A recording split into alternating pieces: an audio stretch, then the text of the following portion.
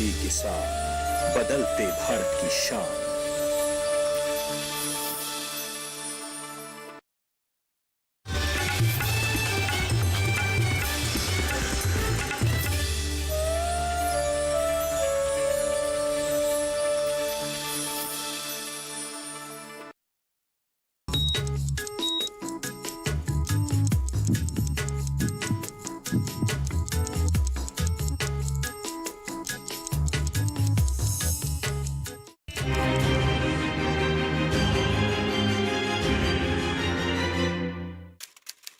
शरीर की सबसे प्रमुख रचनाओं में से एक है हमारा मस्तिष्क। प्रकृति के इस सुपर कंप्यूटर में कई प्रकार की कोशिकाएं पाई जाती हैं। एक अवस्था के बाद धीरे धीरे इनकी संख्या घटने लगती है। इसी कारण वृद्धावस्था में बुद्धि की कमी और व्यवहार में परिवर्तन नजर आता है।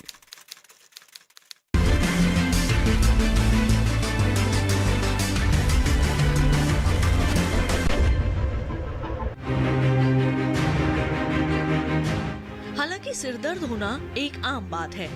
शायद ही हम में से कोई ऐसा होगा जिसे सिर दर्द ना हुआ हो।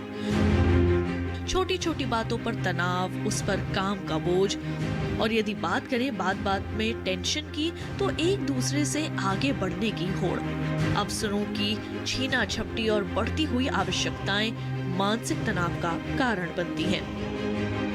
मानसिक कोई भी बीमारी हो तो ये एक जनरल टेंडेंसी है, ये एक प्रवणता है कि इंसान उसको छुपाना चाहता है, क्योंकि उसे लगता है कि एक बार अगर मेरे को मानसिक रोगी के रूप में चिन्हित कर दिया गया तो मेरे लिए समाज में जीना और आगे बढ़ना बहुत मुश्किल होगा।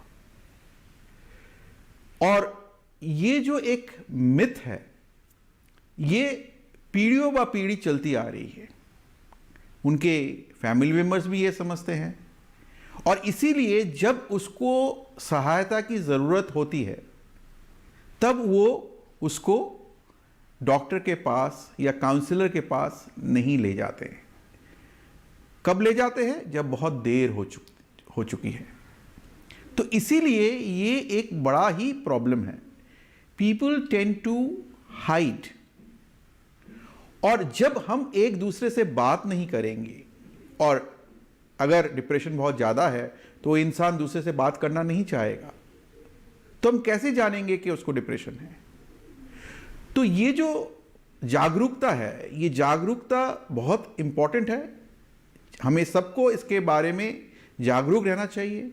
और अगर हमारे आसपास हम ऐसा देखें कि कोई बच्चों में व्यवहार में परिवर्तन आया है, सडनली बच्चा स्कूल जाने से मना कर रहा है, एकांत में रहना पसंद कर रहा है, खेल धूल छोड़ दिया है, खाना नहीं खा रहा है, ठीक से सो नहीं पा रहा है, या हमारे फैमिली मेंबर्स में कोई, तो हमें उनसे बात करना चाहिए, ना कि उसको छुपाना चाहिए। क्या करें क्या ना करें, कौन सुनेगा मेरी बात जैसी बातों से न केवल हमारा दिमाग प्रभावित होता है, बल्कि हम मानसिक समस्याओं के शिकार हो जाते हैं।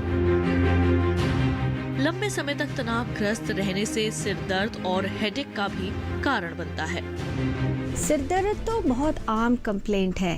ये बात तो सही है कि लोग कहते हैं कि जिसको सिर है उनको तो सिर दर्द होगा ही, and this is a commonest complaint जो ह्यूमन मैनकाइंड का होता है, वो है हेडेक या सिर दर्द।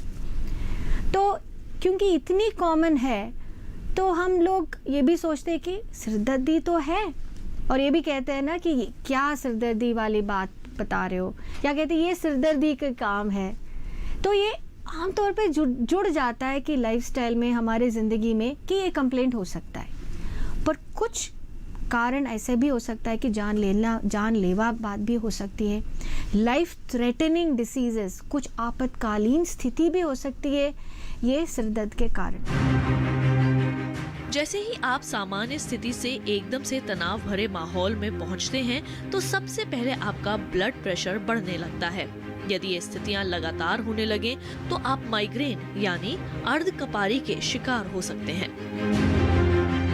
गौरतलब है कि मस्तिष्क और शारीरिक व्यवस्था के बीच घनिष्ठ रिश्ता होता है। जब मस्तिष्क को पूरा आराम नहीं मिलता तब आप तनावग्रस्त हो जाते हैं।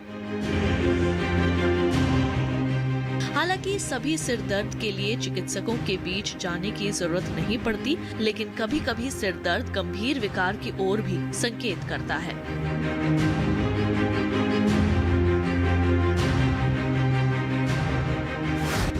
गर्दन में जकड़न, बुखार, भ्रम, बेहोशी या आंख में दर्द के साथ सिर दर्द की शिकायत रहती है तो तुरंत चिकित्सकों से सलाह लेनी चाहिए। देखिए, सबसे पहले तो ये है कि खान पान पे ध्यान रखें। नंबर 1, शराब का सेवन ज़्यादा ना करें। स्मोकिंग जो होती है वो सबसे ज़्यादा नुकसानदायक होती है। और तीसरी बात है ब्लड प्रेशर का बढ़ना। उस रक्तचाप को हम हमेशा कंट्रोल में रखें। प्राय यह देखा गया है आजकल ये है, जैसे पहले हम कहते थे ना कि ये पूरे शहरों की समस्या है। ग्रामीण में लोग किसान भाई हैं, वो खुली हवा में रहते हैं, अपना खूब मेहनत करते हैं, खूब खान पान अपना गुड़ घी शक्कर खाते हैं, तो उनको ये बीमारी नहीं होगी। लेकिन मैं आजकल कहता हूँ कि ये शहरों की नहीं बल्कि ग्रामीण समस्या भी बन गई है। इसका प्रमुख कारण ये है कि एक बार ब्लड प्रेशर कंट्रोल में आ जाता है तो हमारे किसान भाई, ग्रामीण भाई ये सोच लेते हैं अब हमको दवा लेने की क्या ज़रूरत है, और वो एकदम दवा को बंद कर देते हैं।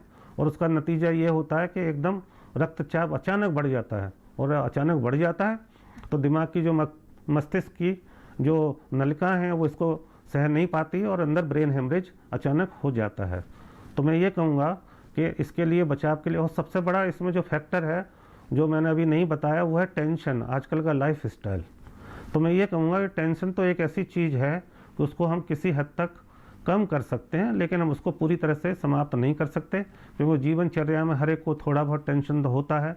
लेकिन हाँ, अलग जो दूसरे फैक्टर जो मैंने बताए, जैसे हाई ब्लड प्रेशर का होना, शुगर डायबिटीज़ की बीमारी होना, अल्कोहल का सेवन या तंबाकू का और स्मोकिंग करना और व्यायाम न करना, बिल्कुल लेथार्जी लेजी जीवन जीना, ये थोड़े इनसे बचना चाहिए।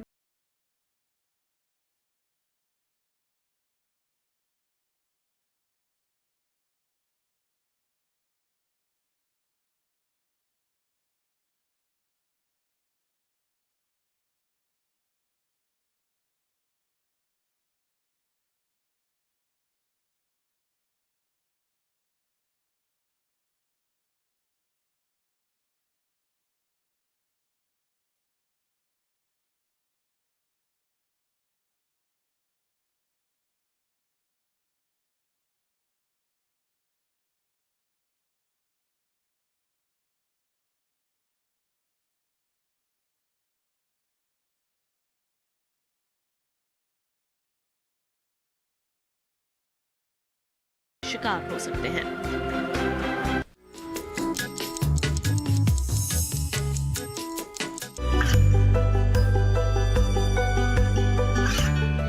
गांवों और पिछड़े क्षेत्रों में सरकारी योजनाओं की जानकारी पहुंचा। देश में कौशल और क्षमता विकास कर ग्रामीणों को सामाजिक बदलाव और विकास से जोड़ने की दूरदर्शन किसान की पहल चौपाल चर्चा देखें सोमवार से शुक्रवार सुबह 9 बजे।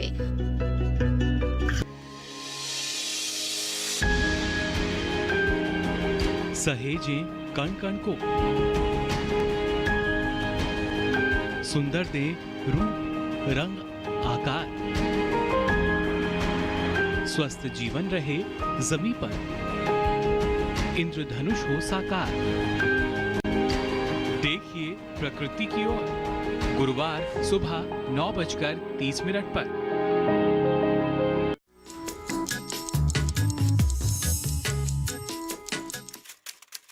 बार बार हल्का और तेज दर्द होना माइग्रेन के लक्षण होते हैं। इससे सिर में असहनीय रूप से तेज दर्द होता है और मस्तिष्क के एक हिस्से में कंपन का अनुभव होता है। लगातार होने वाले सिरदर्द को नजरअंदाज ना करें, क्योंकि ये माइग्रेन का कारण भी हो सकता है। लड़कों के मुकाबले लड़कियों में हार्मोनल उतार चढ़ाव अधिक होता है। यही कारण है कि युवावस्था में लड़कियों को माइग्रेन होने की संभावना ज्यादा होती है। अगर हम पॉपुलेशन की स्टैटिस्टिक्स देखें तो 20% लोगों में माइग्रेन हो सकती है। तो प्राइमरी हेडेक एक बहुत आम बीमारी हो सकता है। और ये भी देखा गया कि अगर हर 5वें आदमी को हेडेक है, इसमें 4 लोग तो महिला होंगे। तो it's very common in women. तो ये कॉमन माइग्रेन है। पर प्राइमरी हेडेक्स माइग्रेन के अलावा भी हो सकता है। एक होता है क्लासिकल माइग्रेन, एक हो सकता है न्यूरैल्जिक पेन्स, एक हो सकता है एटिपिकल फेशियल पेन्स। पर ये प्राइमरी हेडेक्स हम देखा जाए तो ये सबसे कॉमन कारण हेडेक की होती है। और आप लोग ने तो सुना होगा कि टेंशन हेडेक्स के बारे में, ये जो क्रॉनिक टेंशन हेडेक बोलते हैं। अगर लोग कहते हैं कि हेडेक्स बार बार हो रहा है, 10 साल से हो रहा है, 20 साल से हो रहा है, लगता है कि कपड़े बांध ले, ये दिमाग का इतना लगता है कि दिमाग फट जाएगा, तो ये है टेंशन हेडेक्स।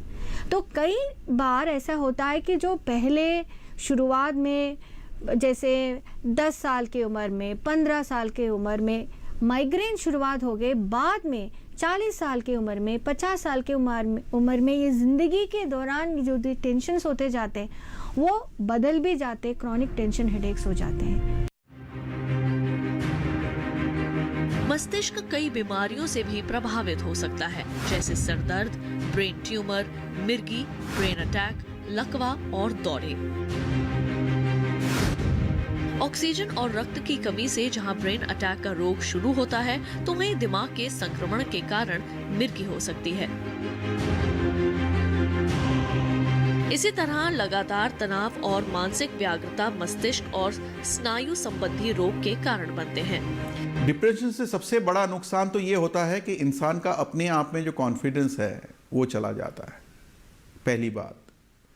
दूसरी बात, वो अपने फैमिली से, परिवार से, अपने समाज से, जहाँ वो काम करता है उस जगह से दूर चला जाता है, क्योंकि वो पॉजिटिवली काम ही नहीं कर पाता।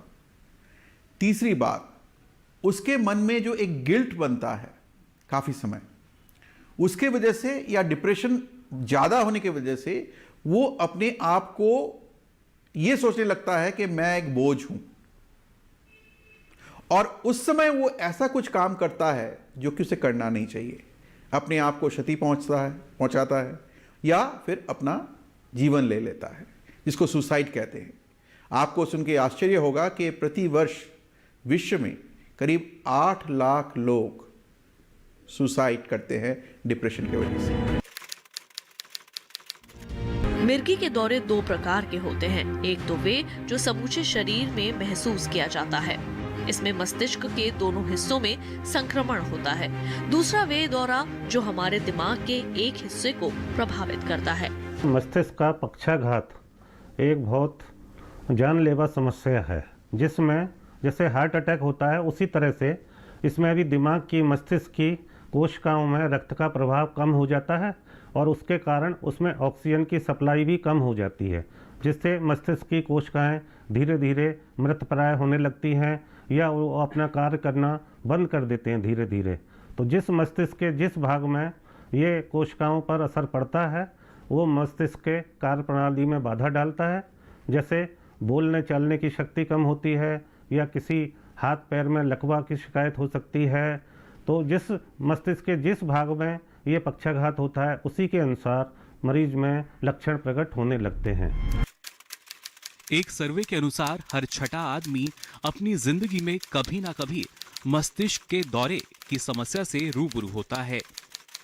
60 से ऊपर की उम्र के लोगों में मौत का दूसरा सबसे बड़ा कारण ब्रेन स्ट्रोक होता है।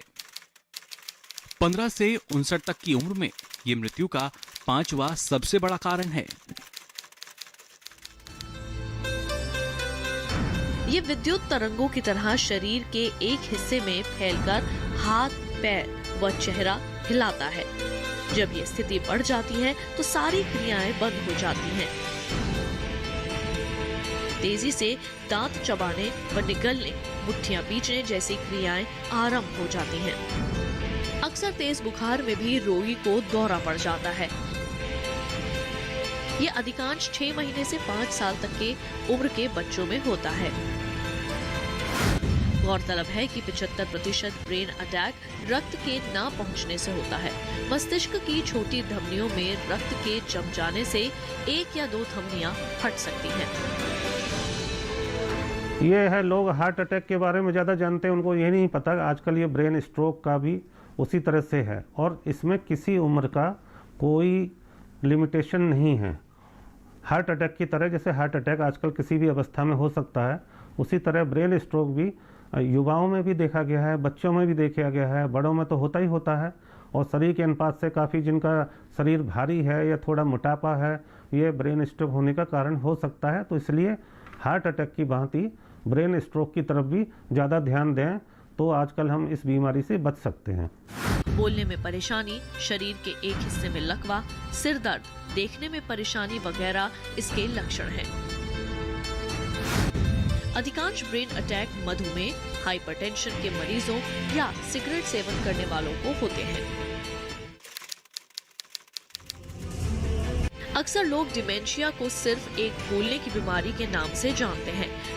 वे सोचते हैं कि याददाश्त की समस्या ही डिमेंशिया का एकमात्र या प्रमुख लक्षण है, पर याददाश्त की समस्या तो डिमेंशिया के लक्षणों में से सिर्फ एक है। डिमेंशिया यानी कि भूल जाने की बीमारी और डिप्रेशन यानी अवसाद, इन दोनों में बड़ा ही कॉम्प्लेक्स रिलेशनशिप है, क्योंकि अक्सर डिमेंशिया के मरीज अपने पहले चरण में डिप्रेस रहते हैं, और दूसरी तरह ये पाया गया है कि जो मरीज जिनका भूलने की बीमारी लगती है, जिनको भूलने की बीमारी कई प्रकार की होती है, लेकिन ज़्यादातर जो अल्जाइमर्स डिजीज कहते हैं, जिसको ये डीजेनरेटिव डिमेंशिया, उसमें करीब करीब 10 से 60% तक लोगों को डिप्रेशन रह सकता है। तो इसीलिए ये बताना बहुत मुश्किल है कि कॉज एंड इफेक्ट क्या है। क्या डिप्रेशन डिमेंशिया करती है, या डिमेंशिया को आगे बढ़ाती है, या डिमेंशिया में ज़्यादा डिप्रेशन रहता है। लेकिन ये मान के चलना पड़ेगा कि डिमेंशिया वाले मरीजों में डिप्रेशन की जो संख्या है वो ज़्यादा है, और उसको एक डॉक्टर ही उसको जांच कर सकता है और उसका इलाज कर सकता है, और उस इलाज से डिमेंशिया में भी फर्क आ सकता है।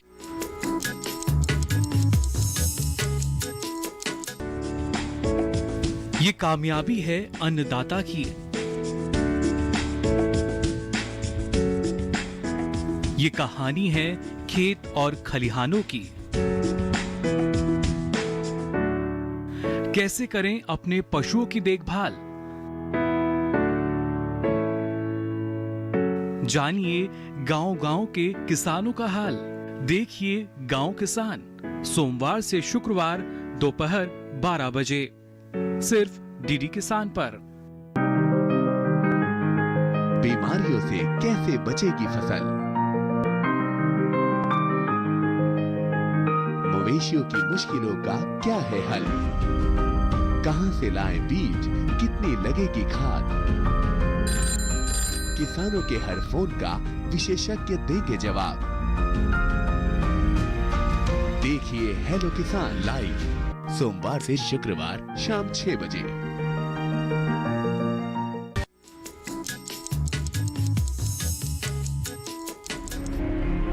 पार्किंसन एक ऐसा विकार है जिसके होने से आपकी दिनचर्या प्रभावी होने लगती है। महिलाओं के मुकाबले पुरुषों को ये निशाना अधिक बनाती है। हालांकि ये बड़ी उम्र के लोगों में होते हैं, पर ये कम उम्र में भी हो सकता है। इंसान बहुत ही नाजुक एक परिस्थिति से गुजरता है। उसको हर समय दुख का एहसास होता है, वो अपना कामकाज नहीं कर पाता है, और काफ़ी समय उसके अंदर एक गिल्ट यानी कि एक शर्म, काफ़ी समय उसको लगता है कि मैं ठीक नहीं कर रहा हूँ। अपने रोज़मर्रे की ज़िंदगी में वो गहरा असर डालता है, और जो चीज़ उसको अच्छे लगते थे वो अच्छा नहीं लगता। खाना खाना चाहता है, खाना नहीं खा पाता। सोने की मात्रा जो है वो कभी बढ़ जाती है, कभी घट जाती है। तो ये सारे जो लक्षण हैं, ये लक्षण उसके जीवन को अस्त व्यस्त कर देता है, और इसीलिए ये गंभीर रूप से उसके जीवन में प्रभाव डालता है।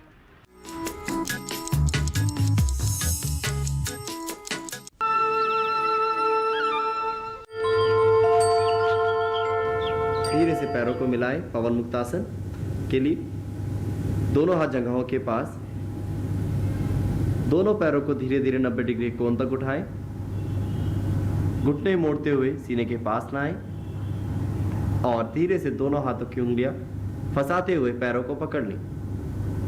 श्वास छोड़ते हुए धीरे धीरे गर्दन उठाएं और ठुड्डी वाले भाग को घुटनों के बीच लगाएं।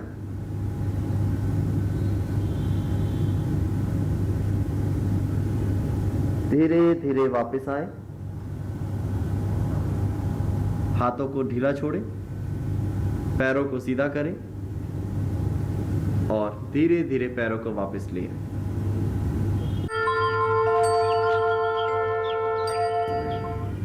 कपालभाति क्रिया। धीरे से पद्मासन में आए और जिनसे पद्मासन ना हो वह अर्ध पद्मासन का अभ्यास कर सकते हैं या सुखासन। कपालभाति क्रिया के लिए दोनों हाथों की ज्ञान मुद्रा धारण करें। निरंतर लगातार श्वास छोड़ने की प्रक्रिया kapalbhati, active exhalation, passive inhalation. आंखों को कोमलता से बंद करें और 1 सेकंड 1 स्ट्रोक के साथ कपालभाति का अभ्यास आरंभ करें।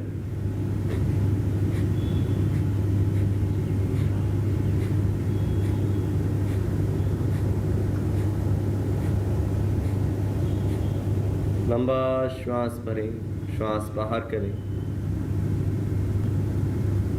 कपालभाति क्रिया कई प्रकार के रोगों को दूर करने में सहायता प्रदान करती है और षटकर्म क्रियाओं में सबसे अंतिम क्रिया कपालभाति क्रिया है।